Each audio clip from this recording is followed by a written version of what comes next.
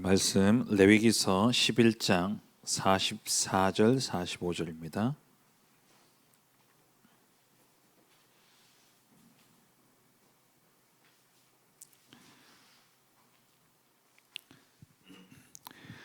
레위기 11장 44절 45절 두 절 말씀 같이 합독하시겠습니다. 나는 여호와 너희의 하나님이라. 내가 거룩하니 너희도 몸을 구별하여 거룩하게 하고 땅에 기는 길짐승으로 말미암아 스스로 더럽히지 말라. 나는 너희의 하나님이 되려고 너희를 애굽 땅에서 인도하여 낸 여호와라. 내가 거룩하니 너희도 거룩할지어다. 아멘.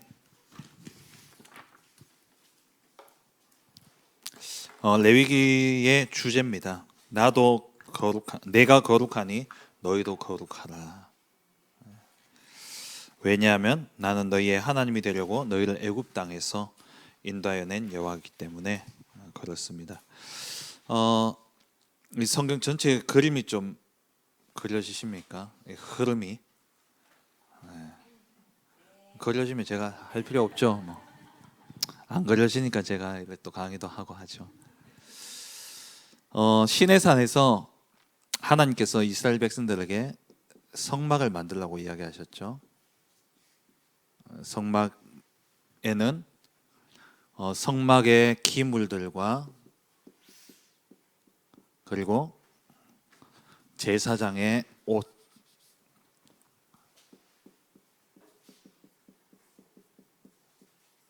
옷을 만들라고 이야기했죠. 이게 출애굽기 통해서 완성되어지죠.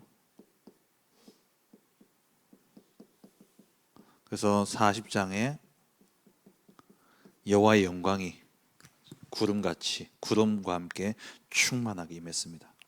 그럼 이제 성막이 완성되었어요. 그럼 이제 제사장도 이제 세워야 됩니다. 성막이 완성되어졌고, 그래서 이제 남은 것은 제사장을 위임해야 되는데, 제사장이 위임되면 바로 일을 해야 되잖아요. 그래서 제사장이 세워지기 전에 제사에 대해서 이렇게 제사를 드리라라고 이제 제사에 대한 설명이 1에서 7장까지 설명되어지는 거예요.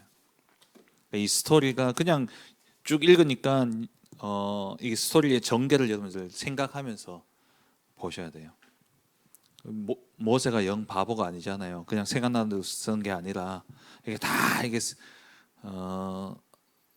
그 내러티브하게 그 스토리를 가지고 쓰고 있단 말이에요. 그래서 레위기 1장에서 7장까지는 5대 제사에 대해서 말씀하고 있죠. 이 5대 제사인데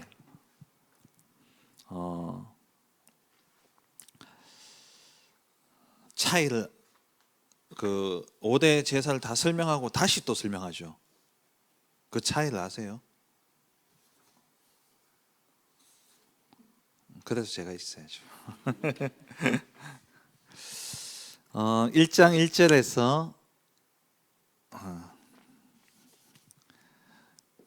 처음에 5번 5대 제사를 설명하잖아요. 1장 1절에서 6장 7절까지. 요거는 관점이 제사 드리는 사람의 관점이에요. 제물을 드리는.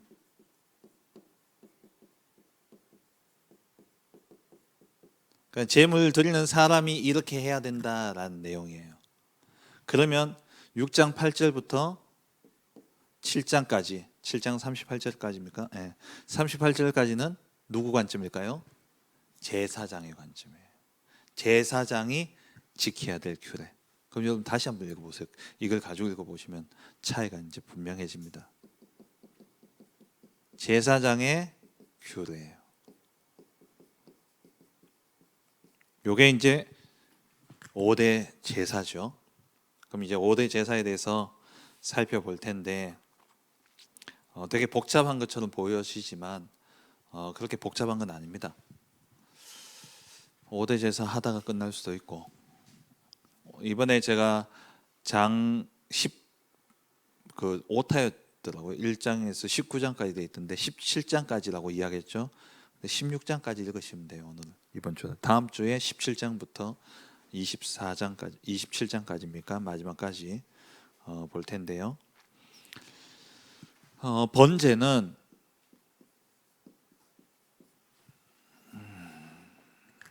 뭡니까? 읽으셨잖아요. 번제는 영어가 조금 더 이름으로 이해가 쉬워요. burnt offering이거든요. 그러니까 burnt 태우다. 그러니까 불태워 드리는 제사입니다. 그러니까 번제의 특징은 화제죠.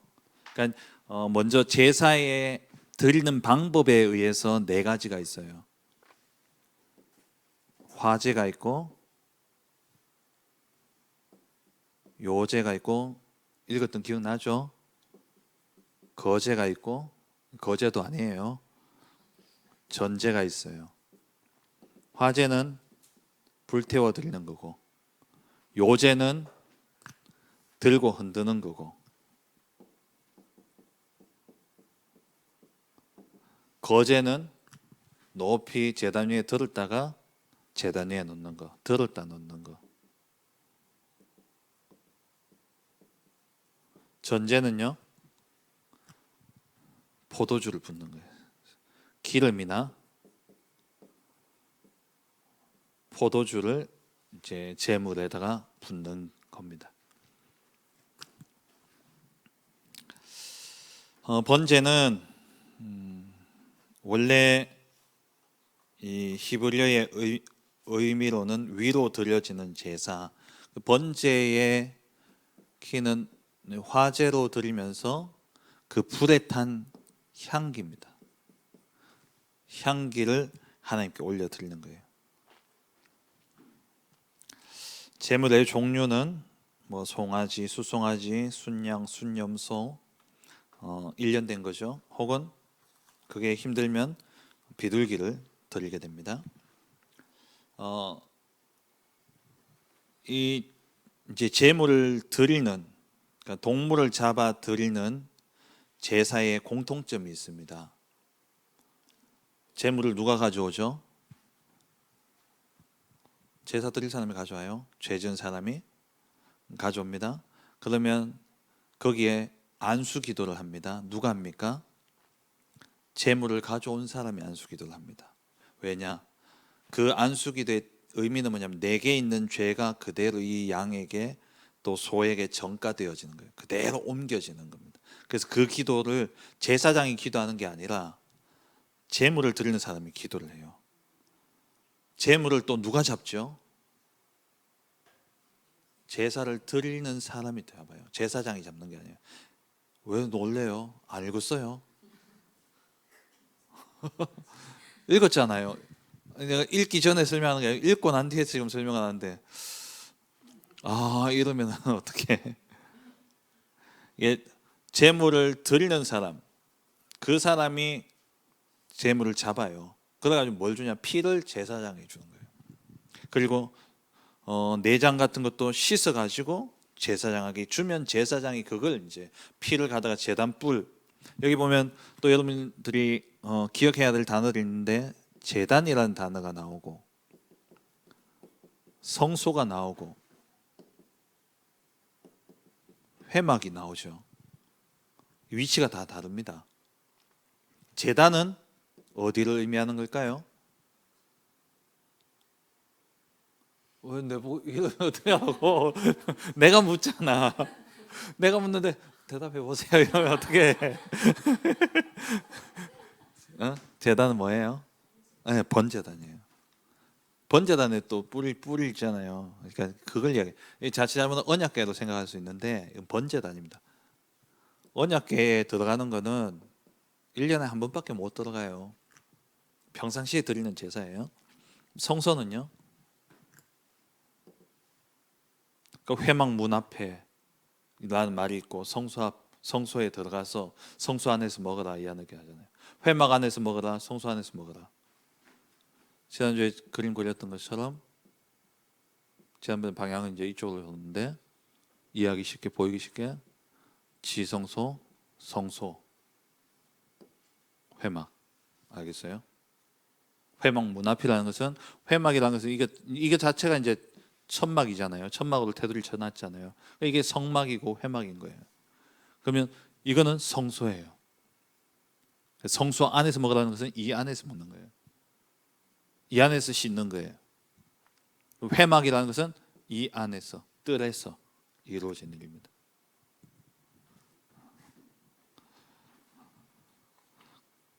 이걸 가지고 이렇게 보면, 이걸 이제 이해하고 읽으면은 이제 그림이 조금씩 그려질 거예요. 번제 같은 경우에는 제가 다 쓸 수 없으니까 나중에 제가 올려드릴게요. 정리해 놓은 걸. 번제 같은 경우에는 이제 제가 만약에 번제를 드리려고 온다, 그러면 이 번제를 들고 제물을 들고 와가지고 제사장 앞에 오면 회막문 앞에서 이제 손을 얹고 기도를 합니다. 그다음 내 죄가 이제 다 옮겨졌어요. 그럼 이제 나는 죄 없는 거예요. 이제 죄의 삭은 사망이기 때문에 죽어야 돼요. 그래서 이제 이 동물을 죽이는 거예요. 죽이되 번제를 드릴 때는 가죽을 벗기고, 그리고 각을 뜨고, 안에 내장과 이 정강이 그걸 다 가져다가 물로 씻어요. 물로 씻고, 그리고 이제 이걸 주면 각을 뜯는 고기와 머리와 또 기름과 내장과 이 모든 것들을 번제단에 놓고 다 태웁니다. 다 태워요. 이 번제 다 쓰기 힘드니까 이 번제는 다 드리는 거예요. 온전히 다 드리는 거예요. 그래서 그리스도의 완전한 희생을 의미하는 겁니다. 번제는 속죄의 의미도 있지만 완전한 헌신을 의미하는 거예요. 그래서 예수 그리스도의 구속과 그리스도의 희생과 함께 성도들의 온전한 헌신을 이야기하는 겁니다. 그게 번제예요.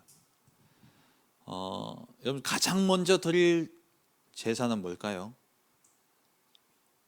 네? 가장 먼저 드릴 제사가 뭘까요? 번제라고 이야기하셨어요. 근데 사실은 우리가 그렇게 알고 있는데 속죄제입니다. 죄부터 해결받고 드려야 돼요.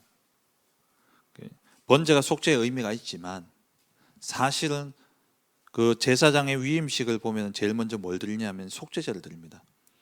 기물 조금 이따 뒤에 또 설명할 거니까 뒤에 가서 설명을 할게요.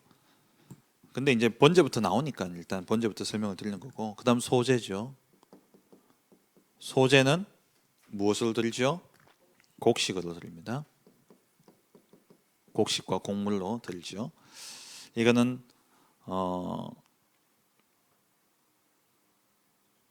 곡식만 드릴 수는 없죠. 곡식에다가 뭘 더해야 되죠? 기름, 그리고 그 위에 유향을 뿌리게 됩니다. 드리는 방법은 여러 가지가 있습니다. 고운 가루를 드리는 방법이 있고, 또 직접 요리해서 드리는 방법이 있어요, 하나님께. 그래서 이 소제는 다른 거는 와서 준비를 하는데, 제물을 가져와서 그 회막 앞에서 준비를 하는데, 소제는 준비 과정부터 제사에 들어가는 거예요. 그래서 집에서 보면 화덕에 구운 거 맛있겠죠. 단 뭘 넣지 마라? 누룩과 꿀은 넣지 마라. 세속적인 것은 빼고 소금만 치게 돼 있어요. 소금은 2장 13절에 보면 언약의 소금이라 그랬어요. 소금은 언약을 상징합니다. 하나님과의 언약적인 관계를 의미하는 것이죠. 그래서 화덕에 굽고 또 전도 붙이고요. 전을 붙여서 드려도 돼요. 그리고 또 삶아도 됩니다. 단 금해야 될 것은 꿀, 누룩 넣지 말고 반드시 소금을 쳐야 됩니다. 소제의 의미는 뭐냐면은 생명의 떡 되신 그리스도,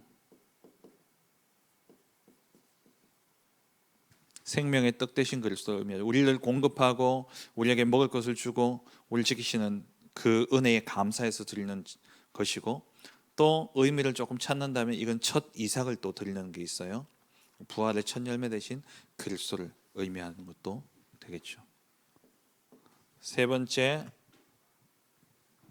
중요한 것만 제가 짚고 넘어갑니다. 화목제. 화목제는 하나님과 사람과의 관계를 의미하죠. 관계 회복이에요.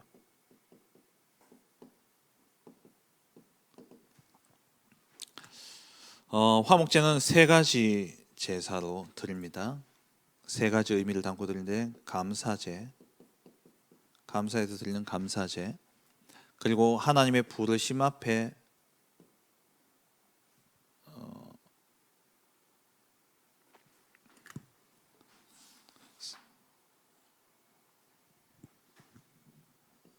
서원하는 서원제, 그리고 스스로 자원하는 자원제가 있습니다.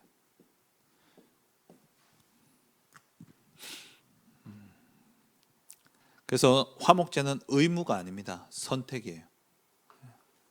그리고 소제도 사실 번제도 의무는 아니에요. 번제도 의무가 아닙니다. 번제도 그냥 드리는 거예요. 그러니까 물론 하나님이 하라 하셨기 때문에 하는 건데, 우리가 매번 이렇게 죄 지을 때마다 드리는 것은 속죄제와 속건제지, 번제는 그냥 드려지는 제사예요. 그래서 의무가 아닌 선택이다, 화목제는. 그리고 번제를 빼고는 다 제사장이 먹을 수 있습니다. 번제는 왜 그렇다고요? 전체를 드려야 되기 때문에. 제사장이 가진 게 딱 하나 있어요. 번제를 통해서 가죽만 제사장이 가질 수 있고, 나머지는 다 번제에서는 다 드리는 거예요. 화목제는 제사장만 먹는 게 아니라 드린 사람들도 같이 나누어 먹습니다. 그러니까 이거는 화목제는 사실 어떻게 보면 축제예요. 그러니까 지금 오시면 그런 거예요. 야, 내가 너무 기쁜 일이 있으니까 야, 내 한턱 낼게, 이런 거예요. 그러니까 한턱 내기 전에 하나님께 먼저 감사드리고 남은 거 가지고 이제 우리 같이 막 나눠 먹는 겁니다. 똑같아요. 제사 드리는 사람이 가지고 와서 안수하고, 그리고 제물을 잡아서 피를 제사장에게 주고, 그리고 가죽을 벗기고 내장과 기름과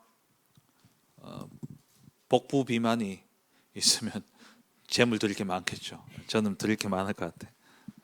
내장 비만, 그 내장에 낀 기름들 다 모아가지고 화목제에 드리는 겁니다. 고기는 이제 나눠 먹는 거죠. 그 제물의 가슴은 요제로 흔들고, 뒷다리는 거제로 들었다가, 그리고 제사장에게 음식으로 주고, 제사장과 가족들은 그것을 그날에 다 먹어야 됩니다. 남은 것은 불태워 버려야 돼요. 그러니까 화목제의 제물은 아까도 말씀드렸다시피 제물 드린 사람도 같이 먹을 수 있는 일종의 축제적인 그런 제사입니다. 그리스도가 우리의 화목제가 되신 것이죠. 고린도 후서 5장입니까? 그리스도가 우리의 화목제물이 되셨다. 하나님과 우리 사이에 끊어진, 사단으로 말미암아 하나님과 우리 사이에 끊어진 그 관계를 회복하는, 화목케 하는 그리스도. 네 번째가 속죄제죠. 이게 이제 약간 헷갈리는데, 다섯 번째 속건제고요. 속죄제, 속건제 모두 다 죄를 지은 그 죄 사함을 받기 위해서 드리는 제사입니다. 속죄제는 뭐 엄밀히 나눌 수 없지만 그냥 이렇게 그 두 개를 구분한다면, 속죄제는 여호와께 대한 범죄예요.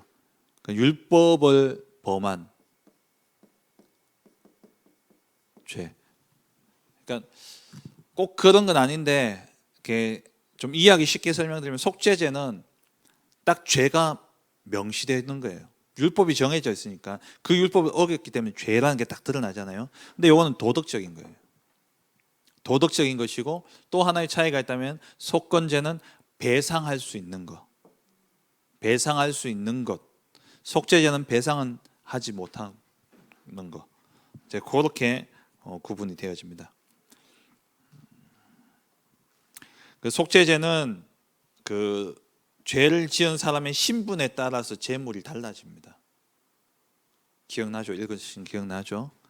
제사장은 흠없는 수송아지 드리게 돼 있고 온 회중을 위해서 이스라엘 백성 전체를, 이건 이제 속죄일에 또 속죄제를 드린단 말이에요. 그때 이제 온 회중을 드리기 때문에 송아지를 잡는 거고, 족장은 순염소, 평민은 양이나 염소를, 흠없는 암양이나 암염소를 드리고요. 그리고 뭐 가난한 사람은 비둘기, 산비둘기나 집비둘기, 집에 있는 비둘기도 산을 잡아서 드려도 되고, 그리고 그것도 안 되는 사람은 소제로도 드릴 수 있습니다. 소제로도 드릴 수 있어요.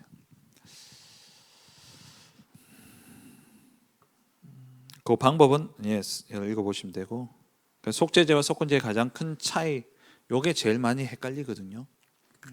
속죄제는 하나님께 율법을 어겼을 때 드리는 거고, 속건제는 생활 속에서 어떤 도덕적인 그러한 범죄에 대한 대속을 위한 거다. 속건제는 인간에게 대한 거라면 속죄제는 여호와께 범한 죄고, 이거는 율법을 범한 것이지만 이거는 도덕적인 것이고, 이거는 속건제는 배상이 가능한 것. 그래서 5분의 1을 더 이렇게 배상하도록 그렇게 해놨죠.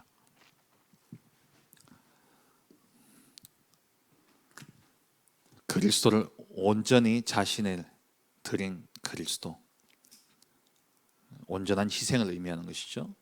생명의 떡 되신 그리스도, 그리고 하나님과 우리 사이의 관계를 회복케 하신 그리스도, 그리고 이게 원죄라고 보시면 돼요.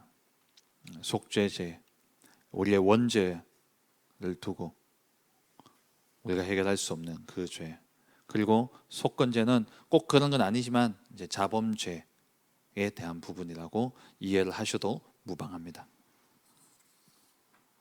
혹시 궁금한 거 있으십니까? 5대 제사에 이 정도 설명이면 되겠어요?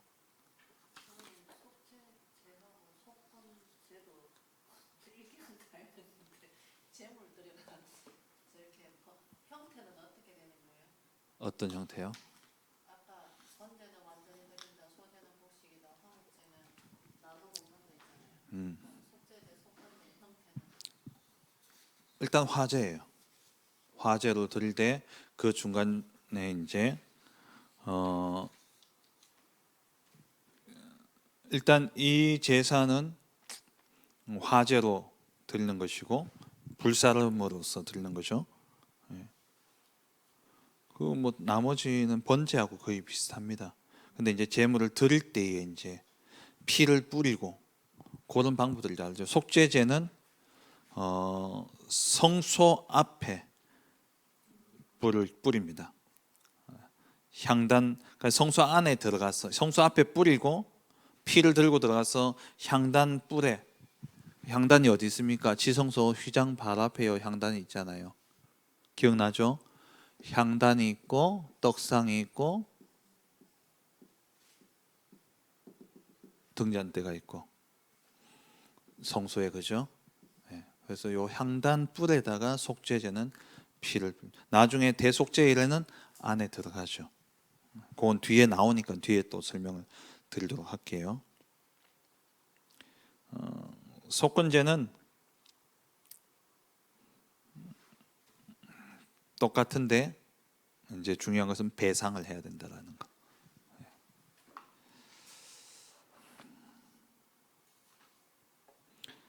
그럼 7장까지 설명이 되어졌습니다. 8장의 제사장 위임식이에요.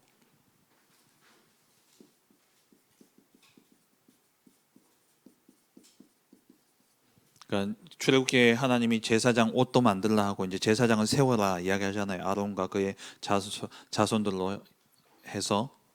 그리고 이제 제사장이 세워집니다. 제사장이 세워지는데, 그러니까 세워지기 전에 이제 성막을 완성하고 이 제사들이 제사 지낼 때에 알고 제사장이 돼야 되니까 사전 교육이 이루어지고 이제 제사장을 세우는 거예요. 제사장을 세우는데 보시면은 옷을 입히죠, 먼저. 근데 옷 먼저 물로 씻기고 그리고 옷을 입힙니다. 그리고는 어떻게 합니까? 모세가 아직 제사장이 없기 때문에 모세가 등장하는 거예요. 늘 이렇게 하는 게 아니라 이후에는 대제사장이 하고 제사장이 해야 될 일입니다. 지금 이제 모세가 그 일을 하는 거죠. 그럼 제일 먼저 뭐냐? 10절에 보면 8장 10절에 보면 기름을 바르죠. 관유를 가져다가 그러니까 그 앞에 모르겠어요. 발랐을 수도 아마 아직 안 발랐었을 거예요. 지금 이게 처음 이제 거룩해 하는 예식입니다. 그러니까 성막을 다 만들었잖아요. 이제 기름을 발라서 거룩해야 되는 거예요. 그래서 제일 먼저는 기물을 구별해야 되기 때문에 기름을 바르고 성전 기물에다 기름을 바르고 그 다음엔 어디에 기름을 바를까요? 그걸 만져야 되는 사람한테 기름을 발라야 돼요. 그래서 제사장에게 기름을 붓는 겁니다. 그 뒤에 보시면은 10절에 보면 모세가 관유를 가져다가 성막과 그 안에 있는 모든 것에 발라 거룩하게 하고 제단에 뿌리고 이때 이제 기름을 뿌리는 거죠. 거룩해야 되기 때문에 제단과 그 모든 게 물두멍 그러니까 한마디로 이거 다 기물 성소 안에 거 성소 밖에 물두멍과 번제단 다 기름을 발랐어요. 그 다음에는요 그걸 만져야 되는 아론에 그래서 12절에 보면은 관유를 아론의 머리에 붓고 그에게 발라 거룩하게 하고 아들들에게도 그렇게 하죠. 그러니까 제사장을 이제 거룩해 하는 거예요. 똑같은 사람인데 오늘 뭐 제사장인데 기름을 발랐기 때문에 구별되어진 거예요. 그래서 안수한다 할 때 이 안수는 기름 부음을 의미하는 거거든요. 그래서 우리 권사님들, 장로님들 원래는 권사님들 안수 안 했습니다. 안수 집사님 이제 안수 받았다는 거죠. 그리고 장로님들만 그랬죠. 우리 교단 이제 나중에 권사님들도 안수를 하게 돼서 그래서 장립 권사라고 이야기해요. 장립 손장자예요. 세운다. 손을 얹어서 이제 기도에서 세운다 이 말이에요.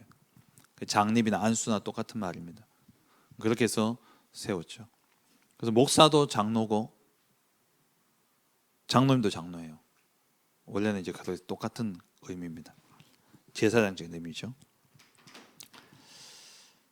그리고 이제 그렇게 기름을 붓고 세움 받았어요. 이제 아론이 제사를 집례하기 위해서는 구별은 되어졌지만 자기 죄를 먼저 사함을 받아야 돼요. 그래서 14절에 속죄제부터 드리는 거예요. 8장 14절에 성경 같이 보고 있죠. 속죄제의 수송아지를 끌고 와가지고 이제 속죄제의 수송아지에 아론과 그 아들들이 손을 얹죠. 왜? 이 사람들의 죄부터 자기 죄를 사함 받아야 되면 자기들이 이제 손을 얹은 거예요. 제사장이지만 그러면 이제 모세가 지금 제사장의 일을 대신하고 있기 때문에 모세가 그 피를 가지고 어떻게 해요? 손가락으로 피에 제단의 네 귀퉁이 뿔에다가 발라 제단을 깨끗하게 하고 그리고 제단 밑에 쏟아 부어서 제단을 속하여 거룩하게 하고 그리고 나머지 기름을 가져다가 이건 속죄제니까 기름이죠. 기름을 가져다가 불 사르고 그리고 똥과 또 고기는 진영 밖에서 깨끗한 곳에 가서 불살라라 그랬죠. 속죄제에서는 한 가지 차이가 이제 진영 밖에 가서 나머지는 진 밖에 죄를 버리는 곳이 있어요. 그러니까 번제단에 계속 죄가 나오니까 이 죄를 갖다 버리는데 그것도 거룩한 거예요. 왜? 번제에 쓰였던 거기 때문에 그곳에 가서 속죄제는 고기와 그러니까 나머지 번제는 번제단에 위에서 고기를 태우는데 속죄제는 진영 밖에 있는 죄 버리는 곳 그것도 거룩한 곳이에요. 거기에서 태웁니다. 그래서 이 속죄제의 의미는 아까 설명을 한 가지 건너뛰었는데 그러니까 그리스도 우리 죄를 대속하신 그리스도를 의미하는 것이고 이 진영 밖에서 불살라졌다는 이 의미가 담겨진 게 뭐냐면 예수님이 예루살렘 성 바깥에 골고다에서 십자가를 지고 돌아가셨죠. 그런 의미를 연결해서 우리가 또 의미를 생각할 수 있는 것이죠. 그 다음에 번제를 드립니다. 18절에 번제는 개인의 죄라기보다도 전체의 죄나 이런 의미를 있기 때문에 이제 번제를 드리게 되어지죠. 이제 번제를 드리고 그리고 이제 위임식을 위한 양을 잡습니다. 깨끗하게 되고 이제 하나님 앞에 제사장으로서 딱 서게 되어지는 거예요. 그러니까 옷을 착용하고 기름을 부어서 성결케 되어지고, 그리고 자기의 죄를 사하는 속죄제를 드리고, 그리고 이제 번제를 드리고, 그 다음에 이제 위임식을 하는 겁니다. 위임식을 위한 양도 드리고, 위임식 때는 번제도 드리고, 위임식 때는 또 소제도 드리고, 그래요. 그렇게 이제 드리면서 위임식을 하게 되어지죠. 위임식을 마치고 난 다음에 구장에 가서 이제 첫 제사를 집례를 합니다. 아론이 백성들을 위해서.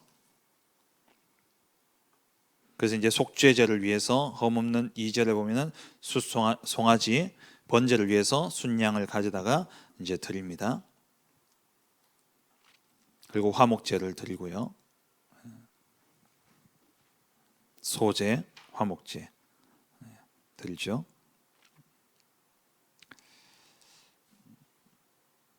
7절 말씀에 보면 모세가 아론에게 이르되 너는 제단에 나아가 네 속죄제와 네 번제를 드려서 너를 위하여 그리고 백성을 위하여 속죄하고 또 백성의 예물을 드려서 그들을 위하여 속죄하되 여호와의 명령대로 하라. 이 말이 뭐냐면은 제사장은요 속죄일 16장에 가서 제가 그때 가서 설명을 드릴게요. 그러니까 자기를 위해서 제사를 드리고 백성을 위해서 제사를 드리고 두 번을 드려야 되는 거죠. 매번 제사를 드릴 때마다. 그래서 8절에 보면 아론이 제단에 나아가 자기를 위한 속죄제 송아지를 잡고 그 다음에 이제 번제를 12절에 번제를 드립니다. 그리고 백성이 죄를 지은 것이 있으면 그 백성의 죄를 위해서 백성이 가져온 제물을 가지고 또 제사를 드리는 거예요. 이해되시죠? 돼야 돼. 그러니까 제가 원절을 가지고 있잖아요. 그럼 뒤에 거 같이 설명을 드릴게요. 히브리서에 보면은 예수님이 대제사장이 되셨다 그러시잖아요.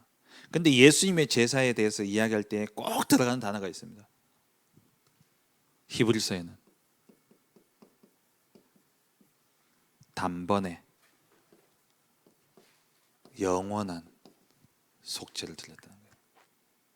인간의 제사장은 반드시 두 번을 드려야 돼요. 나를 위해서 그리고 사람들을 위해서, 백성을 위해서. 근데 이게 영원하지 않아요. 매번 드려야 돼요. 그리스도는 대제사장이 아니라 지극히 큰 대제사장이에요. 제가 지금 정확히 기억이 안 나는데 영어로 어떻게 되냐면 highest priest라고 되어 있어요. high 높은 제사장, 그러니까 대제사장은 이제 high priest라고 이렇게 쓰더라고요. 근데 거기에 highest, the highest, 지극히 높은, 제일 높은 완전한 제사장이라는 거예요. 왜 그렇습니까? 인간의 대제사장은 사람이 물론 하나님이 세우시지만 그 가운데 이제 구별되어지는 거죠. 근데 자기 죄 문제를 해결할 수가 없습니다. 그래서 매번 드려야 돼요. 항상 두 번을 드려야 됩니다. 근데 예수님은 단번에 영원한 속죄를 주신 거예요. 히브리서 한번 찾아볼까요? 10장 9장 12절 보세요. 히브리서 9장 12절. 그는 염소와 송아지의 피로 하지 아니하시고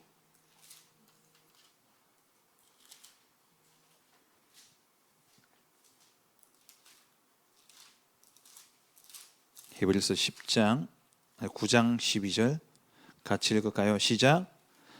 염소와 송아지의 피로 하지 아니하시고 오직 자기의 피로 영원한 속죄를 이루사 단번에 성소에 들어가셨느니라.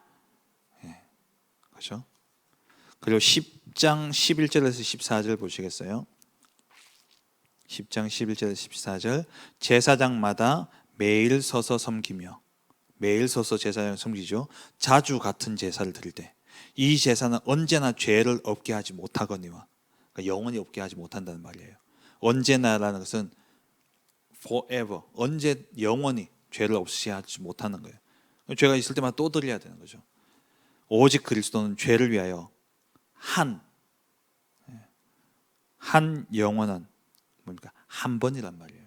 한 번의 제사를 드리시고 하나님 우편에 앉으사 그 후에 자기 원수들을 자기 발등상이 되게 하실 때까지 기다리시나니 그가 거룩하게 된 자들을 한 번의 제사로 영원히 온전하게 하셨느냐. 이게 제일 큰 제사.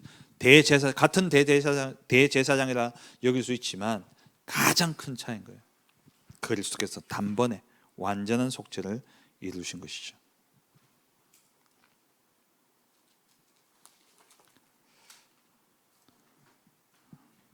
이 9장에 그 내용들이 나오죠. 아론이 자기를 위해서 속죄제를 드리고 그다음 번제를 드리고 또 백성들의 죄 가져와서 백성들을 위한 또 제사를 드리게 되어집니다. 10장에 가서는 나답과 아비후가 하나님이 명하신 불이 아닌 자기 나름대로 그러니까 자기들이 다른 불을 닮아가지고 하나님께 분향하다가 죽게 되어지죠. 그게 10장입니다. 그러니까 하나님이 말씀대로 우리가 가야 되는 것이죠. 제사장이 하나님 앞에 제사 드릴 때 어떻게, 그러니까 한마디로 10장은 뭐냐, 안 죽으려면 이렇게 해라 이 말이에요. 술 마시지 말고 또 정해진 곳에서 먹고 너희 임의대로 하는 게 아니라 하나님을 대신하는 거기 때문에 하나님 명하신 대로 하라는 겁니다. 11장은 정결법이죠. 먹을 것과 먹지 말아 부정한 음식과 또 정한 음식들 그게 대한 내용입니다. 왜 이렇게 한다고요? 아까 읽었던 우리 본문 하나님이 거룩하기 때문에 너희도 거룩하라. 12장 이제 해산 후의 산모에 대한 내용입니다. 남존 여비 사상이 드러나죠. 이유가 있어요. 남자아이는 낳았으면 7일간 부정하다. 왜냐하면 8일째 할례를 행해야 되기 때문에. 그래서 남자아이는 할례를 행해야 되기 때문에 7일까지 부정하고 8일째는 이제 정한데 33일 동안에는 성소에 못 나갑니다. 성소에 나가면 안 돼요. 근데 딸을 낳았을 때는 14일. 그리고 66일 2배죠. 아들 낳았을 땐 반, 딸 낳았을 땐 2배로 그래야 됩니다. 기간이 지나면 일단은 부정해졌기 때문에 정하기 위해서 속죄제를 드리고 번제를 드려야 됩니다. 그러니까 번제와 속죄제가 이렇게 같이 드려진다고 보시면 되죠. 13장의 문둥병에 대한 진단을 제사장이 하죠.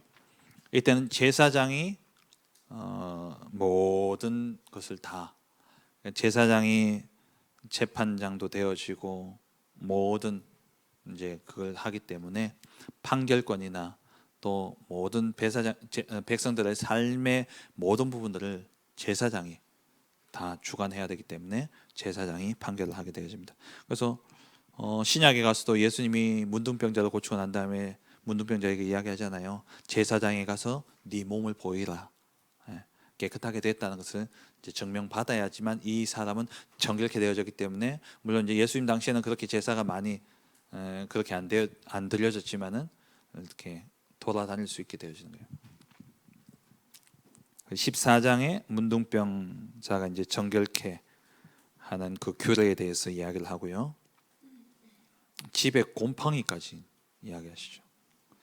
15장에 가서 몸의 유출병, 이제 몸에 피나 고름이나 이런 게 나올 때에 그게 부정하다고 하나님 생각하시는 거죠. 그래서 여자분들이 하시는 그 생리도 이제 부정한 걸로.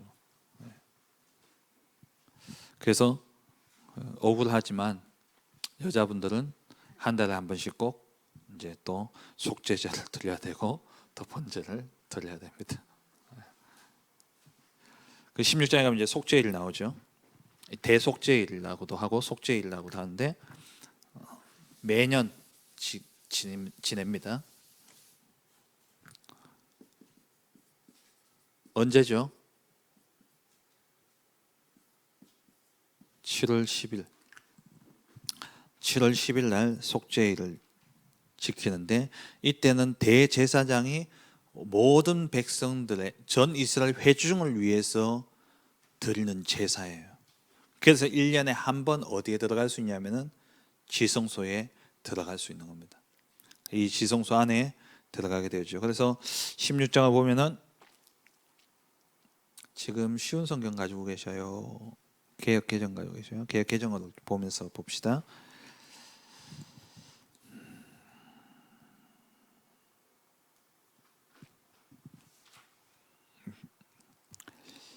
어 2절에 보시면은 성소의 휘장 안 법궤 위 속죄소 앞에 아무 때나 들어오지 말라. 그리하면 죽는다는 말이죠.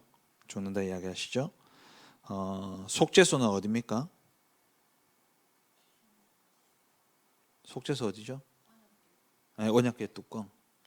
시은좌라고도 하고, 네, 속죄소라고도 하죠. 속죄소 위에 내가 구름 가운데 나타난다. 하나님이 늘 거기에 계시다는 거예요. 하나님 대면하면 죽기 때문에 함부로 들어오지 말라는 겁니다.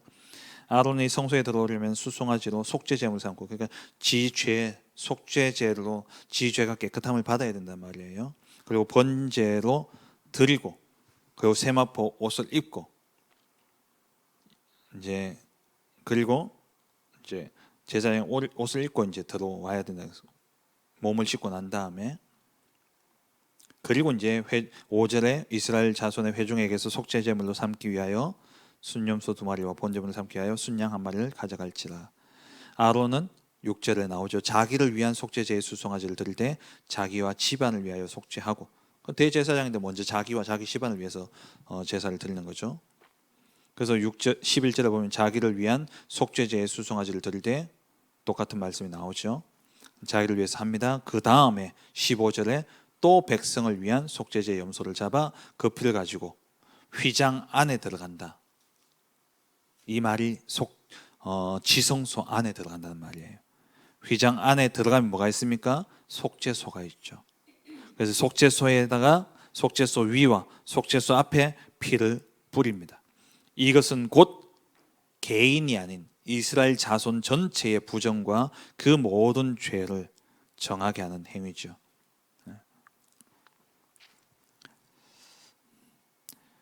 17절에 그가 지성소에 속죄하러 들어가서 자기와 그의 집안과 이스라엘 온 회중을 위하여 속죄하고 나오기까지는 누구든지 회막에 있지 못할 것이며, 그러니까 이 지성소에 들어갔다 나올 때까지는 회막에 아무도 있지를 못합니다. 성막 안에 아무도 있지 못한다는 말이에요. 그는 여호와 제단으로 나와서 그걸 다 하고 나면 이제 나와서 제단은 어디라고요? 이 동선 이제 그림으로 그려지죠. 제단은 어디입니까? 번제단. 번제단 앞으로 나와서 그것을 위하여 이제 속죄하고 수송아지의 피와 염소의 피를 가져다가 제단은 어디요? 번제단 뿌리고, 그러니까 먼저 지성소에 가서 하고 그 다음 나와서 번제단에 하고 피를 7번 뿌리고 제단을 성결케 하는 거죠. 왜 제단을 성결케 합니까? 죄 있는 것을 잡아가지고 들렸기 때문에 이걸 또 성결케 해야 되는 거죠. 지성소와 회막과 제단을 위하여 속죄하기를 마친 후에 살아있는 염소를 드릴 때 이제 여기서 염소 드리는데 2마리죠. 아사셀. 이걸 어떤 분은 뭐 사단에게 보낸다는데 사단에게 보내는 건 아니고요. 그냥 그렇게 한 마리 보냈다고 생각하시면 돼요.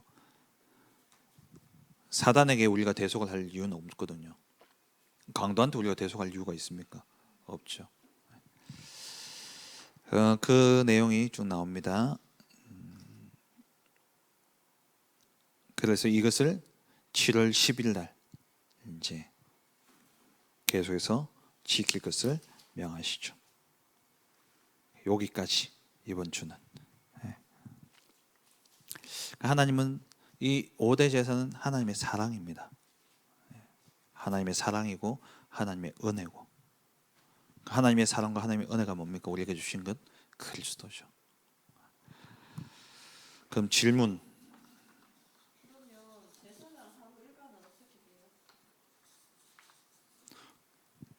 상번제를 드리죠. 번제는 항상 매일 드립니다. 아침 저녁으로. 그래서 상번제라고 이야기해요. 아침 저녁으로 제사를 드리죠. 상번제 드리고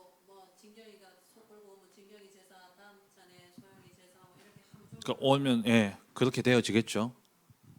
뭐 백성들이 워낙 많은데 그 어떻게 되어지는지 모르지만 일단 성경대로라면 그렇고요. 그리고 오늘 질문하셨는데 번제불이 계속 타고 있어야 된다 말은 번제단에 그러니까 숯불 언제든지 이게 재물을 태워야 되기 때문에 이거는 꺼지면 안 된다는 말이에요. 이건 등불이 아니에요. 이거는 등불은 성소 안의 등불이고요. 이거는 한마디로 재물 태우는 그러니까 아궁이에 불 꺼지면 안 된다 이 말이에요. 6장 9절에 보면 번제물이 계속 타고 있어야 그러니까 번제물이 계속 타고 있어야 된다고 질문하시는데 그게 아니고 번제 6장 9절 한번 볼까요? 번제물은 아침까지 제단 위에 있는 석쇠 위에 두고 제단의 불이 그 위에서 꺼지지 않게 해야 된다. 제단의 불은 꺼지면 안 되는 거죠. 그러니까 상번제를 드리잖아요. 저녁에 드리고 태우고 재는 끌고 모아서 어디에요? 진 밖에 재 버리는 곳에 갖다 버리고 그리고 불은 계속 피워져 있어야 돼요. 아침 저녁으로 불 피우다 끝나니까 지금이야 뭐 토치 가지고 가면 불 금방 붙지만요. 얘는 불 붙기 힘들잖아요. 물론 하늘에서 불이 내려오기도 합니다만은 그거는 이제 특별한 거고. 우리 윤선미 주장님이 질문하시는데 제물을 바치면 이제 회막에 뿌리거나 제단 불, 번제단 뿔에 바르고 제단 아래 쏟아라는 것. 아까 다 설명드렸죠. 그리스도의 피, 그리스도를 의미하는 것이고요. 소제와 화목제 둘 다. 그러니까 소제는 어떻게 보면 구원에 대한 감사, 하나님 주신 그 삶에 주시는 은혜와 감사, 이제 그런 것들로 보시면 되고 화목제는 하나님과 우리 사이의 그 관계에서 하나님 관계를 화목케 하셨기 때문에 거기에 대한 감사로서 감사제를 드리고 그 은혜에 감사해서 하나님 앞에 내가 앞으로 이렇게 살겠노라 하고 서원할 때 서원제를 드리고 그리고 그냥 한마디로 감사헌금이라 생각하시면 돼요. 감사할 게 있네 이래가지고 드리는 자원제, 그 이제 화목제죠. 번제와 속죄제를 구분해서 드리는 것은 원제와 자범제. 그러니까 번제는 사실 이제 늘 이렇게 하나님의 은혜를 생각하면서 우리의 모든 삶을 하나님 앞에 온전히 죄 사함을 받은 우리가 하나님 앞에 우리의 몸과 우리의 모든 삶을 온전히 드린다는 의미가 번제예요. 그래서 속죄제를 먼저 하고 죄 사함 받은 우리가 온전히 하나님 앞에 드리는 거죠. 그래서 이 번제는 어떻게 보면 예배라고 생각하시면 돼요. 상번제를 드리려 아침에도 드리고 저녁에도. 그러니까 로마서 12장 1절에 이번 주 류목사님이 설교하셨던 산제사, 영적 제물, 그게 번제인 거예요. 우리의 모든 삶을 온전히 하나님께 드리는 거예요. 그래서 전체를 다 드리는 게 번제잖아요. 그러면 레위 지파에 따로 목장이 있는 거예요? 레위 지파가 가축을 있어요. 목장이 있어요. 그러니까 레위 지파는 기업을 갖지 않습니다. 그런데 목초지를 줘요. 나중에 땅을 분배하는데 보면은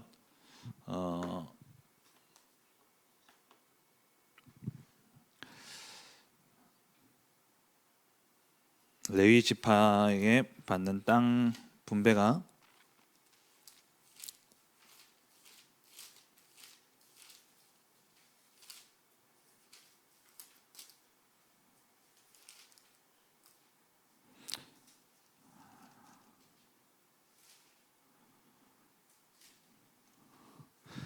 요사서 21장 한번 보시겠어요?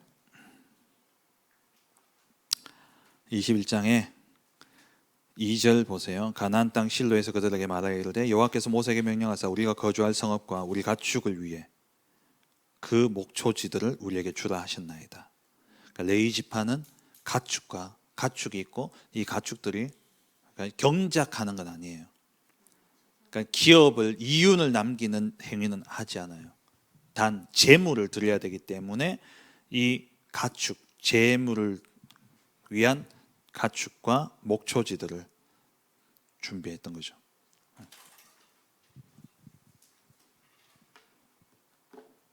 또 질문 있으십니까?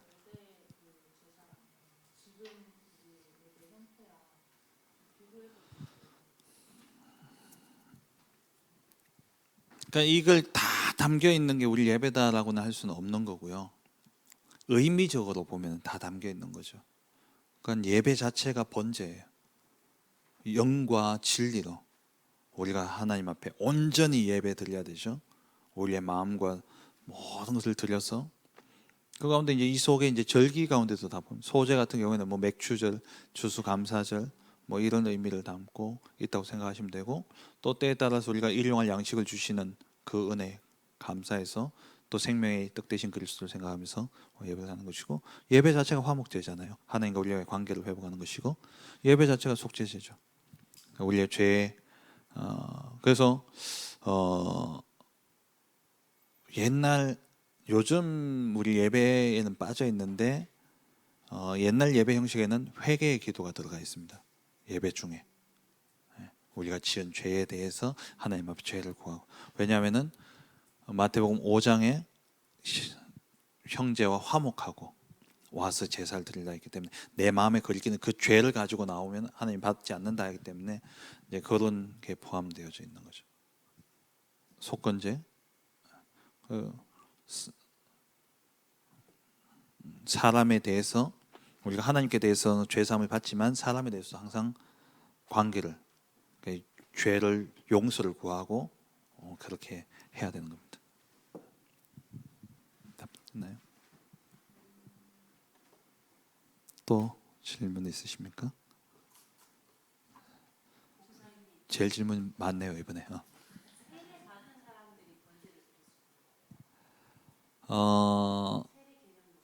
세례 개념으로 생각 안 해봤는데 뭐 그럴 수도 있겠네요. 속죄제가 세례라면, 그러니까 세례인데 이제 그게 세례도 두 가지가 있잖아요. 불세례와 물세례가 있어요. 불세례를 성령 세례라 그러죠. 물세례는 그야말로 우리 예배 때 1년에 2번 드리는 그 세례식. 근데 세례 받았다고, 물세례 받았다고 구원 받았습니까? 구원 받은 사람이 물세례를 받을 자격은 있는데 물세례 받았다고 다 세례 받았다라고는 볼 수 없어요. 그게 여실히 드러나는 데가 어디냐면 군대예요. 초코파이 준다면 가가지고, 먹을 거 준다면 가가지고 제가 신병 교육대에 있었잖아요. 조교로 있었는데 6주 훈련을 받았는데 그 당시에 종교 행사가 이제 매 주일마다, 그럼 6번 종교 행사를 참석할 수 있어요.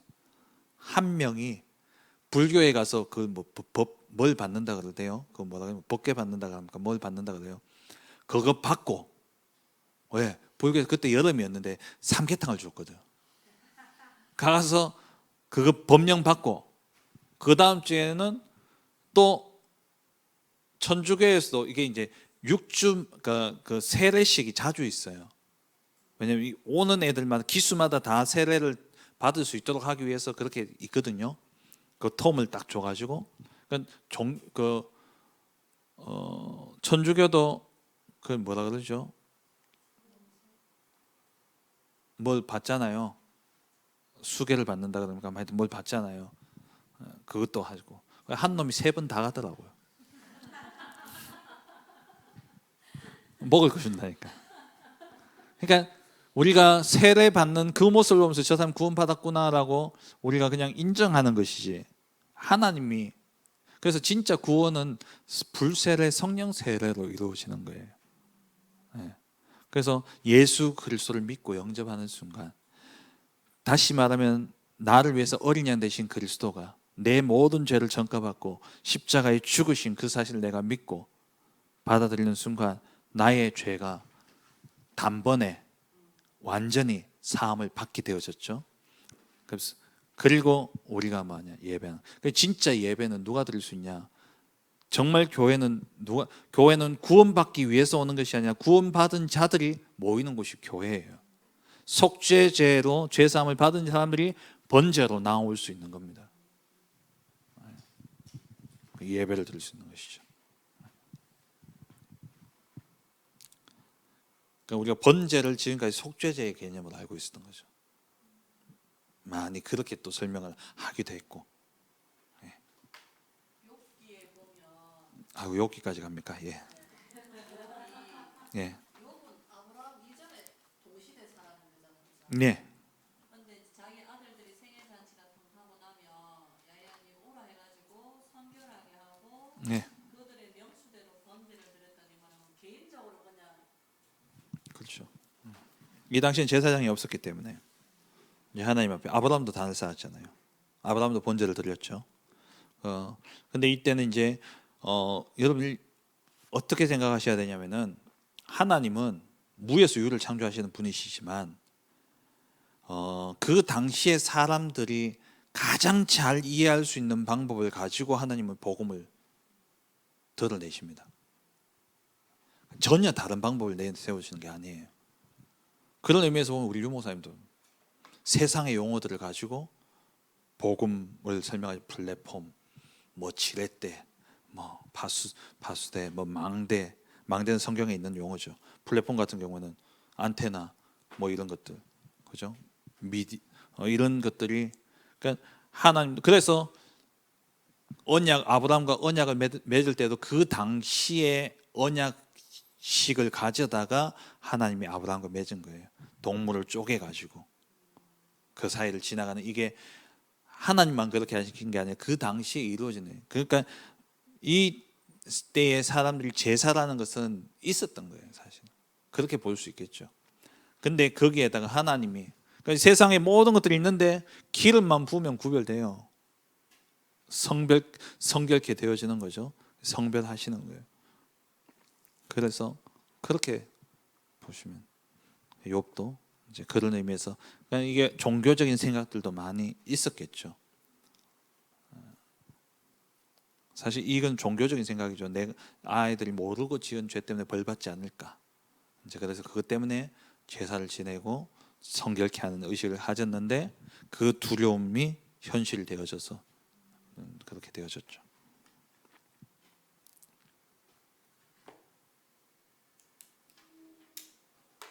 좀 명료해지셨습니까? 이제 여기가 조금 재밌죠. 여기까지 이제 읽었던 게 이제 오늘 가서 다시 한번 읽겠죠. 그냥 이제 한 봤으니까 그냥 들었던 거 생각하면서 그냥 쑥 그냥 많이 생각하지 말고 그냥 눈으로 그냥 한번 쭉 읽어 보세요. 쉬운 성경으로. 그럼 이제 이게 이 맞구나 이렇게 이제 되어질 거예요. 그러면 이제 완전 각인되어지면 복습이 중요하죠. 예, 예습도 중요하지만 복습이 중요해요. 예. 성경 따라서 가기 그러니까 매일 읽는 체질이 안 돼 있다 보니까 자꾸 몰아서 읽으니까 힘들죠.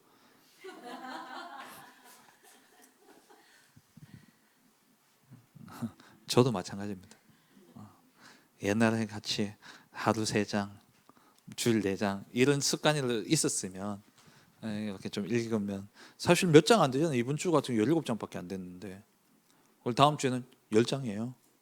그 진박지란 말은 성막 옆에 사람 12지파 다 치고 요 바깥이 그렇죠.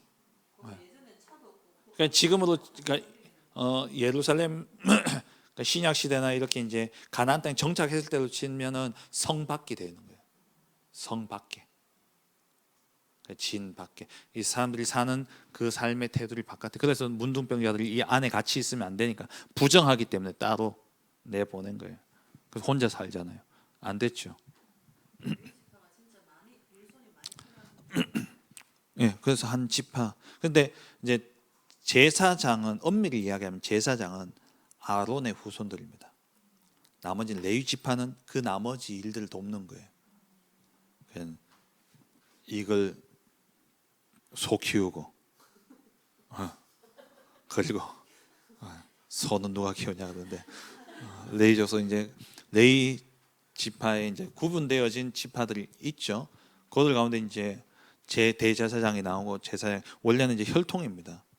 신약 시대 와서 돈 주고 사고 막 이렇게 해서 마음대로 세워지지만 그래서 이제 구름 기둥이 떠올라서 이동할 때는 이제 이거 다 짊어지고 가야 되잖아요. 그때 이제 레위 지파들이 이제 가지고 같이 도와서 움직이는 거예요. 그 레위 지파가 다 제사장은 아니에요. 교회 안에 우리 사철 집사님도 계시고 근무하시는 일분도 계시죠. 예, 그분들이 성직자가 아니다시피. 예. 오케이. 만족하십니까? 늘 만족을 드리는. 하나님께 영광입니다. 하나님 감사를 드립니다. 영원한 죄로 인한 이 원죄로 인한 저주와 재앙 속에 사단의 권세 아래 지옥 갈 수밖에 없는 어찌할 수 없는 이 인생의 문제를 그리스도께서 완전히 해결하시고 정말 우리에게 단번에 영원한 속죄를 이루사 하나님의 자녀로 정말 거룩한 백성으로 살아가게 하시는 은혜 감사합니다. 정말 우리의 남은 생에 정말 번제와 같이 우리의 생을 온전히 드려 237 나라 5천 종족을 살리는 세계 복음화 하나님 나라의 일을 위해서 우리의 생을 드리는 정말 번제와 같이 드려지는 우리의 인생이 되어질 수 있도록 축복하여 주옵소서. 감사드리며 예수 그리스도의 이름으로 기도합니다. 아멘. 감사합니다.